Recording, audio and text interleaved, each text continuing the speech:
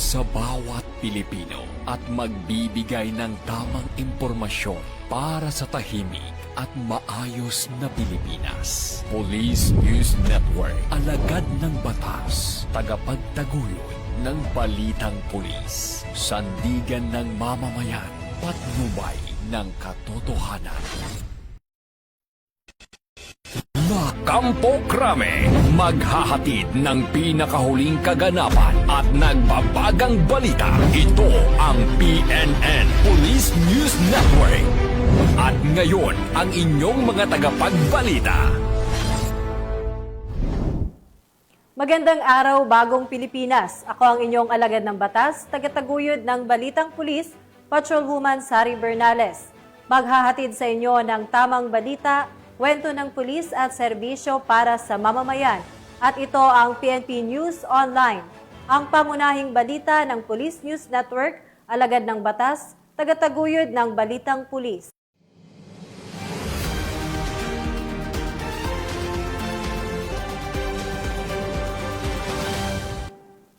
Narito ang mga balitang dapat niyong abangan. 1 milyong pisong halaga ng shabu nasabat sa Lukban, Quezon. Koreanong suspect huli sa kasong fraud sa Pampanga. At miyembro ng Communist Terrorist Group nagbalik loob sa lalawigan ng Abra.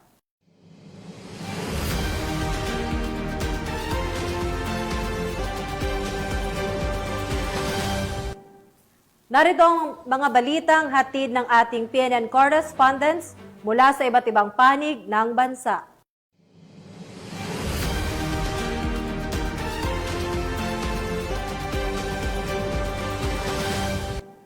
Simulan natin ang balita mula sa bahagi ng Luzon.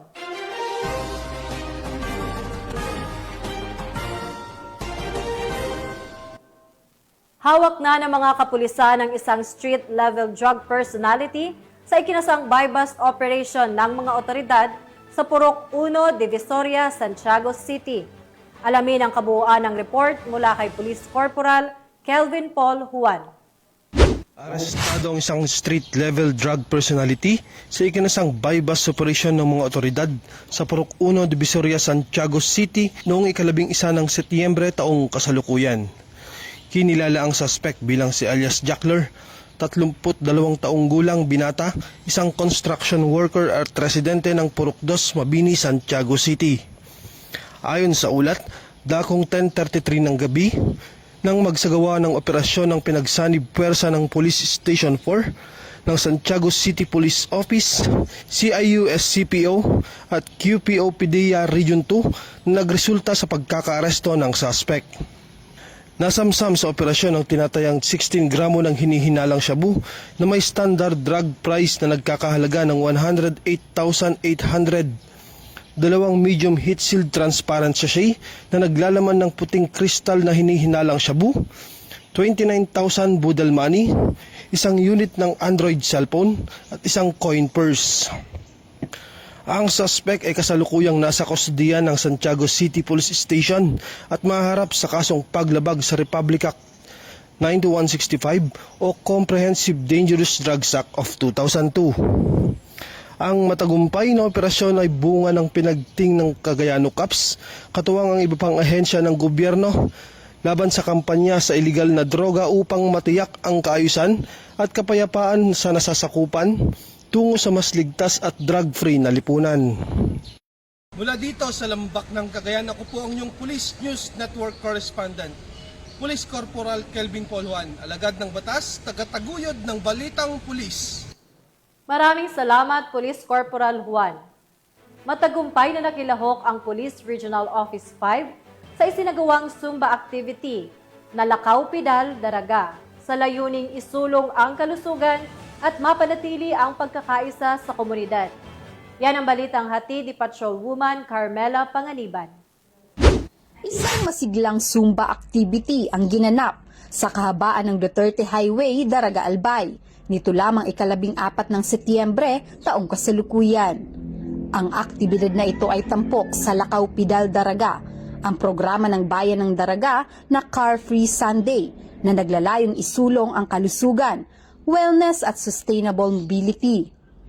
Ito ay nilahukan ni Police Colonel Roque A. Bausa, DRDO ng Pro-5 sa ilalim ng pamumuno ni Police Brigadier General Nestor C. Babagay Jr., Regional Director ng Pro-5.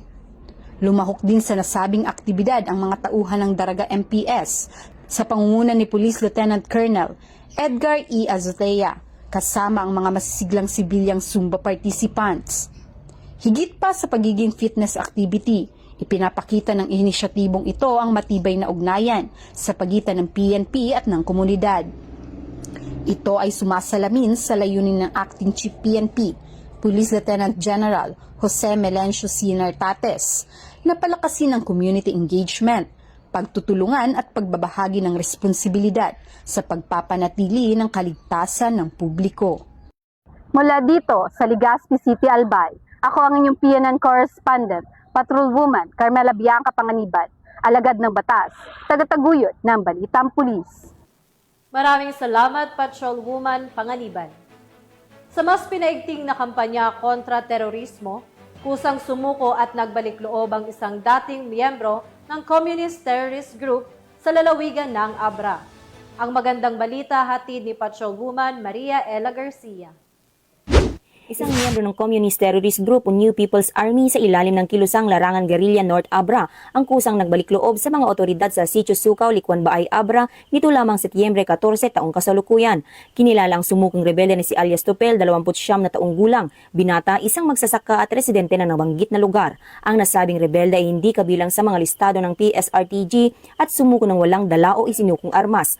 Ang kanyang pagsuko ay sinagawa sa pamamagitan ng pinagsanib na puwersa ng mga operatiba na pinanguna ng First Abra Provincial Mobile Force Company, katuwang ang Likwan Baay Municipal Police Station, 154th Maneuver Company ng RMAP 15, Regional Intelligence Unit 14 at Provincial Intelligence Unit, Provincial Drug Enforcement Unit ng Abra Police Provincial Office. Ayon sa mga otoridad, voluntaryong nagpahayag ng kagustuhang magbalik loob ang surrenderi sa pamahalaan at suportahan ng mga programa nito, partikular ang National Task Force to End Local Communist Armed Conflict o NTF-ELCAC, alinsunod sa Executive Order No. 70.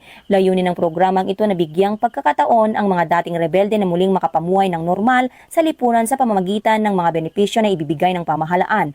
Sinusuportahan din ng nasabing rebelde ang Resolution No. 6, Series of 2021 ng Regional Law Enforcement Coordinating Committee na kilala sa pamagat na Dumanon Makitungtong na naglalayong ikayatin ng mga rebelde na makipagdialogo at makiisa sa kanilang mga komunidad. Matapos ang kanyang pagsuko, sumailalim ang nasabing surrenderi sa kaukulang dokumentasyon at custodial debriefing upang matiyak ang maayos na proseso ng kanyang reintegration. Bilang bahagi ng suporta ng pamahalaan sa mga nagsising rebelde, agad na ipinagkaloob sa kanya ang paunang tulong, pinansyal at livelihood assistance sa ilalim ng programang reintegration ng NTF-ELCAC. Sa pamamagitan nito, may bagong pag-asa na siyang makapagsimula ng panibagong buhay kasama ang kanyang pamilya at komunidad. Mula dito sa Abra Police Provincial Office, ako po ang inyong PNN correspondent, Patrolwoman Maria Ella Garcia, alagad ng batas, tagataguyod ng Balitang Pulis. Maraming salamat, Patrolwoman Garcia. Nasamsam ng mga otoridad ang mahigit 200,000 pisong halaga ng ilegal na droga mula sa isang individual sa ikinasang operasyon.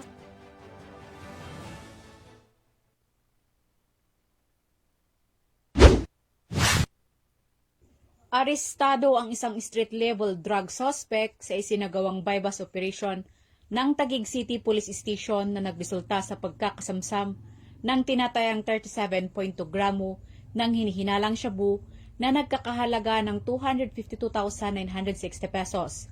Kinilala ang suspect na si alias Ranalyn, 28 taong gulang, babae, walang trabaho at residente ng Barangay Rizal, Taguig. Siya ay nakalista bilang street-level individual at bagong tukoy na drug personality. Ang operasyon na isinagawa ng Station Drug Enforcement Unit ng Taguig CPS, katuwang ang Philippine Drug Enforcement Agency, dakong 11:55 PM ng September 11, 2025 sa Mockingbird Street, Barangay Rizal. Nasamsam mula sa suspect ang 4 na heat-sealed plastic sachet ng shabu, isang 500 pesos mark money, 5 piraso ng 1,000 budol money at isang itim na coin purse. Ang suspect ay mahaharap sa kasong paglabag sa Section 5 at Section 11 ng Republic Sa balita, Arestado ng mga tauhan ng San Fabian Police Station ng isang lalaki na wanted sa kasong homicide sa barangay Sahud Valley, San Fabian, Pangasinan. Dakong alas 2 ng hapon, itinasa ng mga kapulisan ng operasyon laban kay alias Dennis, 38 anyos, isang driver at residente ng nabanggit na barangay. Batay sa ulat, naaresto ang akusado sa bisa ng warrant of arrest para sa kasong homicide alinsunod sa Article 249 ng Revised Penal Code. Ang naturang warrant ay nilabas ni Honorable Michael Paul Bravo Israel, presiding judge ng Regional Trial Court, 1st Judicial Region, Branch 76 sa Dagupan City. Nakasaad din sa warrant ang inirekomendang tiyansang nagkakalaga ng 120,000 pesos. Sa kasalukuyan, nasa kustudiya na ng San Fabian Police Station ng akusado para sa kaukulang dokumentasyon bago ito ipresenta sa korte na naglabas ng warrant. Sa pagtutok ng kapulisan at katarungan laban sa kriminalidad, muling ipinapakita na ang pamahalaan ay seryosong tinutupad ang tungkulin para sa kapayapaan at kaayusan. Isa itong patunay na sa ilalim ng bagong Pilipinas, ang batas ay nangingibabaw at ang hustisya ay naiihatid para sa kapakanan ng bawat mamamayan. Mula dito sa Ilocos Region, ako ang inyong PNN correspondent, Police Staff Sergeant John Del Supremo, alagad ng batas, tagataguyod ng Balitang Pulis.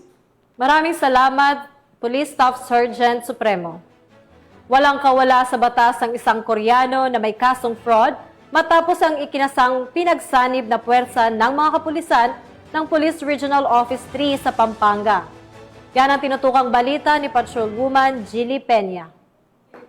Naaresto ng pinagsanib na puwersa ng mga tauhan ng Police Regional Office 3 sa ilalim ng pamumuno ni Police Brigadier General Ponce Rogelio I. Peñones Jr., Regional Director kasama ang Bureau of Immigration Fugitive Search Unit sa koordinasyon ng Korean National Police Agency ang isang Koreanong may kasong panloloko sa kanilang bansa sa sinagawang joint law enforcement operation sa Barangay San Nicolas, City of San Fernando, Pampanga. Kinilala ang suspect na si Hasang Mu, 48 anyos, residente ng Angeles City na may Interpol Blue Notice para sa paglabag sa Article 347 Paragraph 1 ng Korean Criminal Act o fraud. Lumabas sa investigasyon na nagpapanggap siyang may negosyo ng currency exchange, paupahan at golf activities at nakatanggap ng 8 remittance na abot sa 123 million Korean won. May 4 din siyang derogatory records at warrant of arrest para sa kasong estafa. Tinala si Ha sa paggamutan para sa medical examination bago siya inilipat sa San Fernando City Police Station habang inaasikaso ang kanyang lokal na kaso. Patuloy ang mga kapulisan ng Gitnang Luzon sa pagpapaigting ng kanilang kampanya laban sa mga dayuhang kriminal sa bansa. Mula dito sa Gitnang Luzon, ako ang inyong PNN correspondent, Patrolwoman Jilly Advincula Peña, alagad ng batas, tagataguyod ng Balitang Pulis. Maraming salamat, Patrolwoman Peña. Nasamsabang isang mahigit isang milyong pisong halaga ng shabu mula sa isang high-value individual sa isinagawang operasyon sa bisa ng warrant of arrest sa Lukban, Quezon. Patrolwoman Jessie Cris Obrero sa balita. Arestado ang high-value individual ng mga tauhan ng Lukban Drug Enforcement Team sa Sitio Spring, Barangay May 8, Lukban, Quezon Province.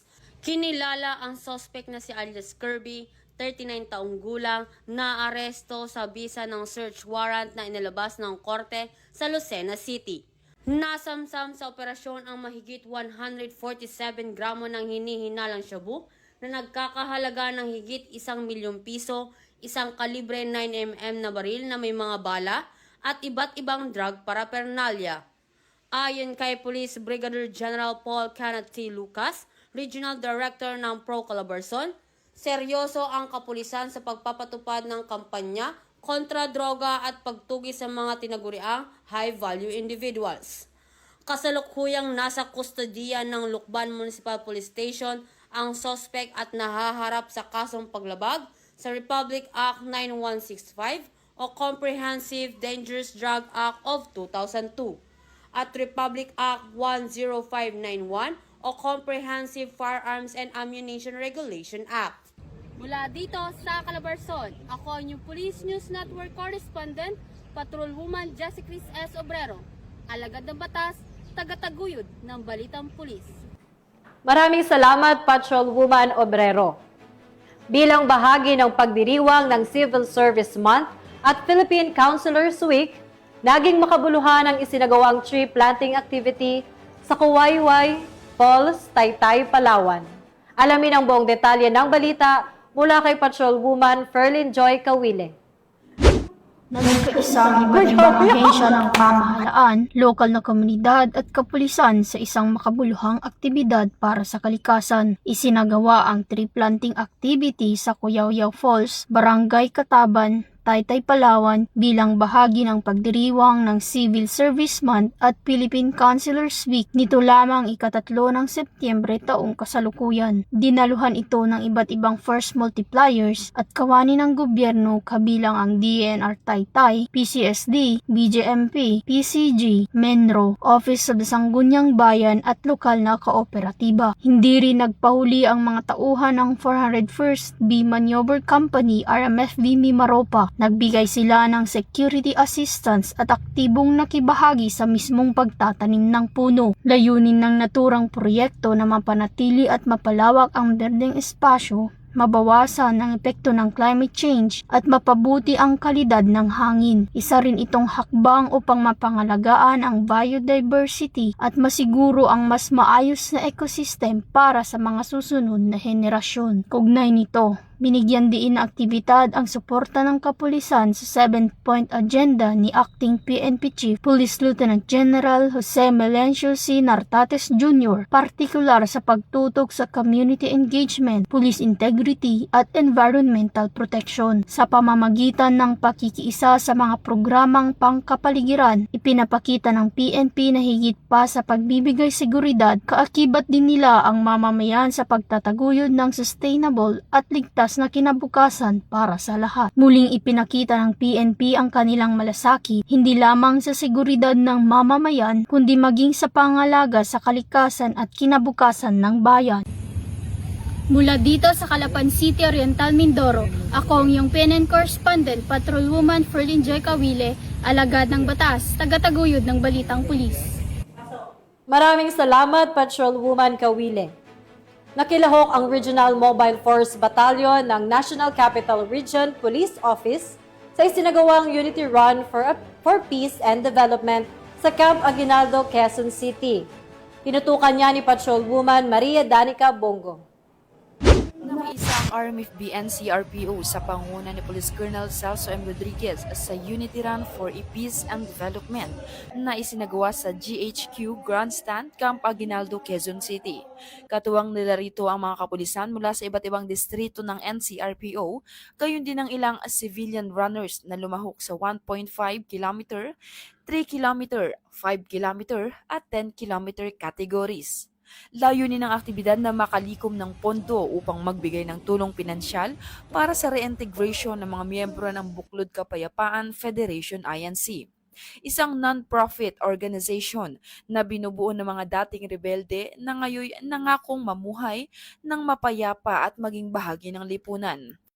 Ang pagkikilahok sa ganitong uri ng paraan ay hindi lamang pagpapalakas ng isip at katawan, kundi ang pakikiisa sa layunin ng ating pamahalaan, ng ating Philippine National Police at ng National Capital Region Police Office sa layunin nito na magkaroon ng kapayapaan sa bansa at sa ating nasasakupan, lalo sa komunidad at sa mga tao na ating pinaglilingkuran.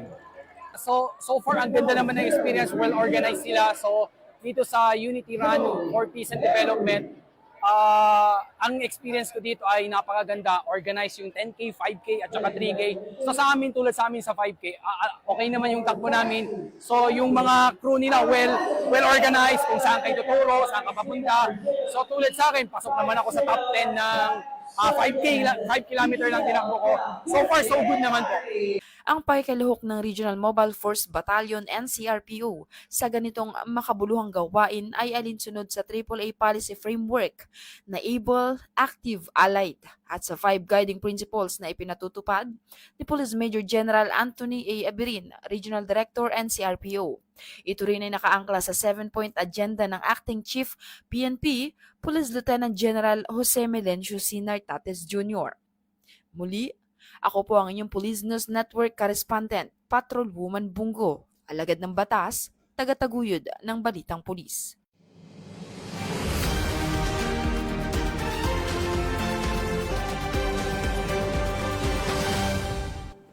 At narito naman ang ulat mula sa DOST Pag-asa para sa ating panahon.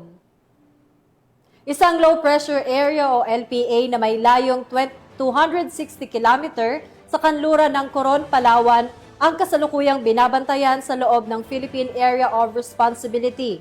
Ito ay tinukoy bilang LPA 09C na nasa layuning 12 degree hilagang latitude at 117.8 degree silangang longitude. Ayon sa Pag-asa, mababa o unlikely ang tsansa nitong maging isang tropical depression sa loob ng susunod na 24 oras. Gayunpaman, posible pa rin itong magdala ng mga pag-ulan, lalo na sa mga kalapit na rehiyon. Kaya pinapayuhan ng publiko na maging mapagmatsyag at patuloy na makinig sa mga opisyal na abiso. Inaasahan pa rin ang maulap na kalangitan na may kasamang kalat-kalat na pag-ulan, pagkulog at pagkidlat sa ilang bahagi ng Luzon at Visayas, dulot ng naturang LPA at mga kaakibat na weather systems. Para sa inyong kaligtasan, patuloy tayong sumusubaybay sa mga weather advisories mula sa DOST Pag-asa.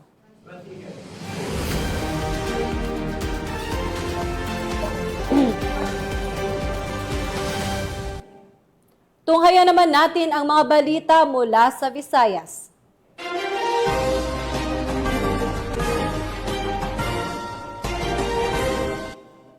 Matagumpay na nakiisa ang Tigbawan PNP sa isinagawang barangay-based symposium sa layuning makapaghatid ng mga bagong kaalaman para sa ligtas na pamayanan sa Barangay Bitas, Covered Gym, Tigbawan, Iloilo City.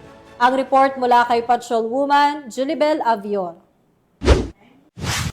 Sa patuloy na pagkikiisa sa ika-31st Crime Prevention Week, matagumpay na isinagawa ng Tigbawan Municipal Police Station ang isang barangay-based symposium sa Barangay Bitas, Covered Gym, Tigbawan, Iloilo nito lamang ika-13 ng Setyembre taong kasalukuyan. Ang aktibidad ay pinangunahan ni na Police Senior Master Sergeant Amy Jerlyn Acevedo, WCPD PNCO, at Police Master Sergeant Pilayho Rivas Jr., PCAD PNCO, sa ilalim ng supervisyon ni Police Captain Alfred Mansoy, Officer in Charge ng Tigbawan MPS. Nakipagtulungan sa aktibidad sina Punong Barangay Lorenzo Tubiano, mga opisyal ng barangay, at Sharon Gay Tirania, Social Welfare Assistant ng Tigbawan DSWTO. Ang nasabing aktibidad ay masiglang dinaluhan ng mga mag-aaral mula grade 6 hanggang grade 12. Tinalakay ang mahalagang paksa gaya ng crime prevention, anti-illegal drugs awareness, anti-bullying law at early pregnancy prevention.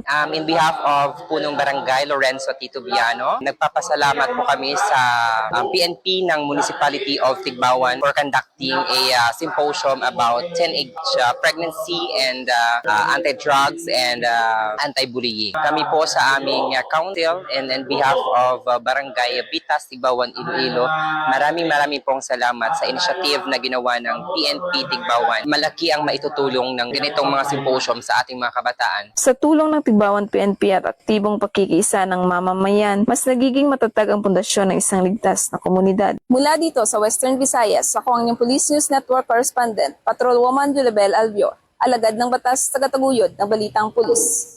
Maraming salamat, Patrolwoman Avior. Bilang bahagi ng pagdiriwang ng National Crime Prevention Month, nagsagawa ng serbisyo caravan ang Mandaue City PNP, katuwang ang Mandaue City Local Government Unit para sa mga residente ng ilang barangay sa lugar. Nakatutok dyan si Patrolwoman Judith Nicanor. Bilang bahagi ng pagdiriwang ng National Crime Prevention Month 2025, matagumpay na isinagawa ng Mandaue City Police Office sa pumuno ni Police Colonel Cirilo B. Acosta Jr., City Director, ang isang serbisyo caravan katuwang ang pamalaang lungsod ng Mandaue kasama ang mga force multipliers sa dalawang barangay, Kansaga Barangay Paknaan at Pasilong sa Paradise Barangay Geso nito lamang Setyembre 14 taong kasalukuyan. Pinangunahan ng mga aktibidad ng mga hepe ng Police Stations 1 to 6, katuwang ang City Mobile Force Company at PCR personnel sa ilalim ng direktang pangangasiwa ni Police Colonel Cirilo B. Acosta Jr. upang matiyak ang maayos na implementasyon ng programa. Ang serbisyo caravan ay isang pangunahing outreach program ng PNP at ng LGU na layuning dalhin ang mahalagang serbisyo ng gobyerno direkta sa mga komunidad. Ilan sa mga serbisyong inihandog ay libreng medical at dental na konsultasyon, pagproseso ng mga government ID at police clearance, tulong pangkabuhayan, libreng gupit, libreng masahe, pamamahagi ng seedlings at food packs at iba pang serbisyong panlipunan na kailangan ng mga residente. Maliban sa pagbibigay ng mga serbisyo, tinalakay din sa nasabing aktibidad ang kahalagahan ng community involvement sa crime prevention, anti-insurgency in line with EO70 and NTF-ELCAC awareness, anti-bullying, Safe Spaces Act, violation against women and their children at pagsunod sa batas at disiplina sa mga residente. Ako si Jeline Mendoza, nagpuyo sa Paglaom, Giso, Mandawi. Nagpasalamat ako sa LGU o sa Mandawi o sa nadawat namo nga mga bugas o uban pang parapol o serbisyo nila nga mga medikal sa mga tambal nga ilang gipanghatag. Dako kay kong pasalamat. Nabigyan naman ng pagkakataong makauwi si Mr. Clodoaldo Cabase P. Jr., residente ng Barangay Quezon ng bagong bike na kanyang magagamit papunta at pauwi sa kanyang trabaho. Ako nakadawat ko bike tinikan sa LGU o tanan mga opisyalis sa Mandawi City. Maraming salamat kayo ninyo tanan. Sa pamamagitan ng mga talakayan at interaktibong pakikipag-ugnayan sa mga residente, mas pinatatag ng Mandawi PNP ang kanilang ugnayan sa komunidad upang mas mapalakas ang tiwala ng mamamayan sa kapulisan at sa gobyerno. Sa kabuuan, ipinamalas ng MCPO ang kanilang dedikasyon hindi lamang sa pagpapanatili ng kapayapaan at kaayusan, kundi pati na rin sa aktibong pagtulong at pagbibigay kaalaman sa mga mamamayan. Ang ganitong mga inisyatibo ay patunay na ang pagpigil sa krimen ay hindi lamang responsibilidad ng pulisya, kundi isang kolektibong pagkilos ng buong pamayanan. Mula dito sa Mandawi City Police Office, ako ang inyong Police News Network Correspondent, Patrolwoman Judith Nicanor, alagad ng batas, tagataguyod ng Balitang Pulis. Maraming salamat, Patrolwoman Nicanor. Hindi na nakapalagpas sa mga otoridad ang tinaguriang high-value individual sa isang buy-bust operation sa Barangay 13, Poblacion Dolores, Eastern Samar. Patrolwoman Maria Elena Singian, ibalita mo. Nahuli ng mga otoridad ang isang high-value individual sa ikinasang buy-bust operation sa Barangay 13, Poblacion Dolores, Eastern Samar. Bandang alas 2:44 ng hapon ng ikasang operasyon ng mga tauhan ng Dolores Municipal Police Station, kasama ang Eastern Samar Provincial Drug Enforcement Unit at Eastern Samar Provincial Intelligence Unit sa koordinasyon sa Philippine Drug Enforcement Agency 8. Nakumpiska sa suspek ang 5 pakete ng hinihinalang shabu na may tinatayang timbang na 4.75 gramo na nagkakahalaga ng 32,300 pesos, isang genuine 500 peso bill na ginamit bilang buy-bust money at isang coin purse. Maharap ang suspek sa kasong paglabag sa Section 5 at 11 ng RA 9165 o Comprehensive Dangerous Drugs Act of 2002. Patuloy na pinaiigting ng pambansang pulisya ang kanilang kampanya laban sa legal na droga at iba pang uri ng krimen upang matiyak ang kaligtasan at seguridad ng mamamayan tungo sa mas ligtas at drug-free na lipunan. Mula dito sa Eastern Visayas, ako ang inyong PNN Correspondent, Patrolwoman Singian, alagad ng batas, tagataguyod ng Balitang Pulis. Narito naman ang mga balita mula sa bahagi ng Mindanao.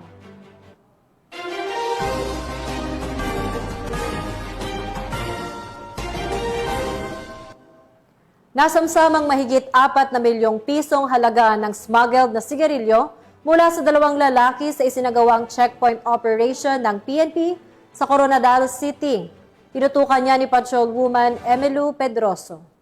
At isa ang Pampanga Municipal Police Station sa nationwide simultaneous earthquake drill na isinagawa ng Municipal Disaster Risk Reduction and Management Office sa Claudio de los Reyes Elementary School, Barangay Kipalbig, Tampakan, South Cotabato noong 13 na Setyembre taong kasalukuyan.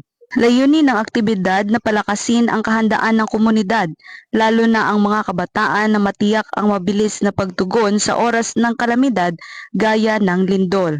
Katuwang ng kapulisan sa pagsasagawa ng drill ang iba't ibang ahensya at sektor kabilang ang Bureau of Fire Protection, Municipal Disaster Risk Reduction and Management Office ng Tampakan. Nakibahagi rin ang mga guro at estudyante ng nasabing paaralan na nagsilbing pangunahing kalahok sa pagtuturo ng wastong pagresponde. Sana'y ipinakita ang kahalagahan ng koordinasyon at pagtutulungan ng mga pangunahing responder at mga miyembro ng komunidad. Itinampok din ang wastong paraan ng paglikas, pagtutok sa kaligtasan ng bawat isa at tamang aksyon upang mabawasan ang pinsala sa oras ng sakuna. Bigyang diin ng Tampakan Municipal Police Station na ang pagiging handa ay nakakapagligtas ng buhay. Patuloy nilang hinihikayat ang publiko na manatiling maalam, disiplinado at laging handa sa anumang panganib na maaaring idulot ng kalamidad. Mula dito sa Police Regional Office 12, General Santos City, ako ang inyong Police News Correspondent, Patrolwoman Emelu Pedroso, alagad ng batas, tagataguyod ng balitang pulis.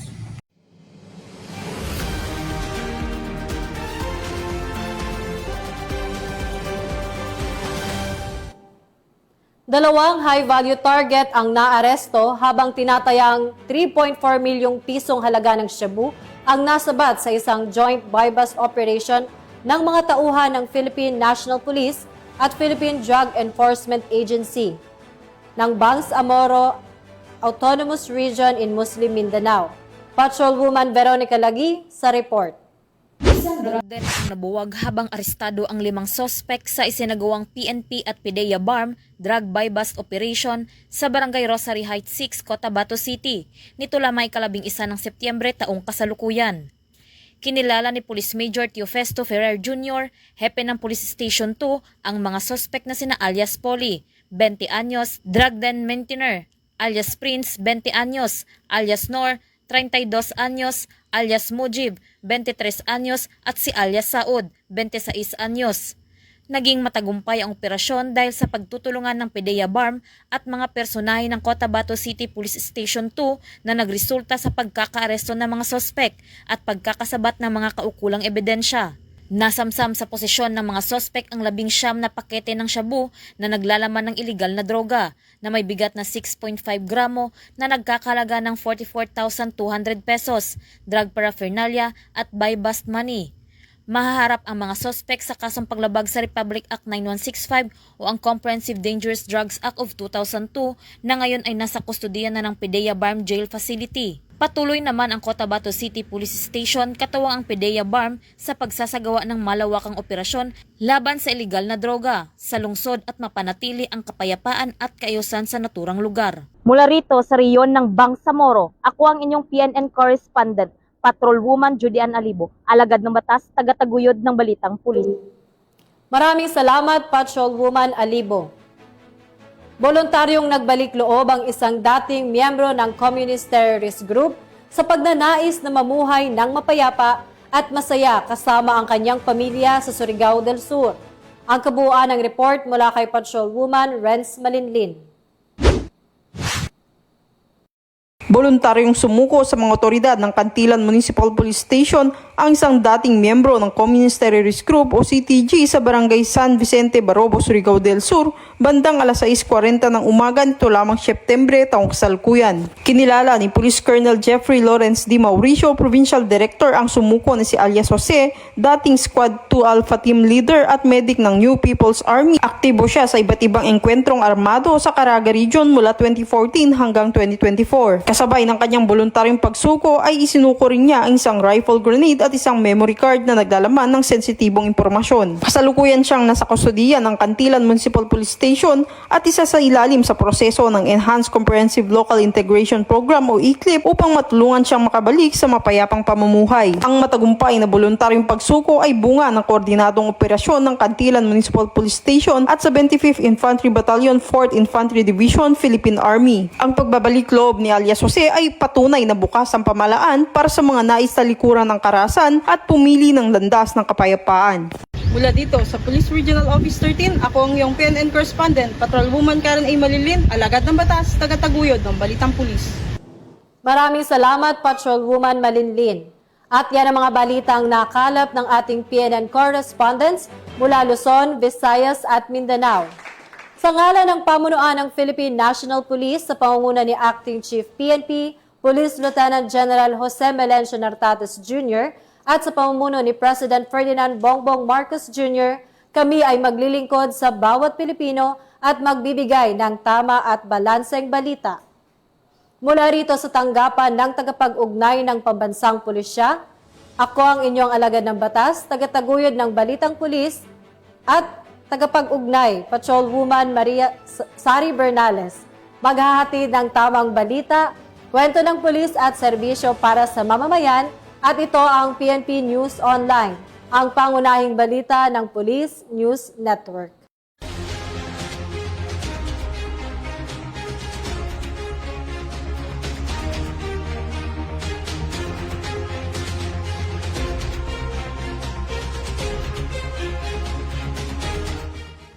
Police News Network, alagad ng batas, tagapagtaguyod ng balitang pulis.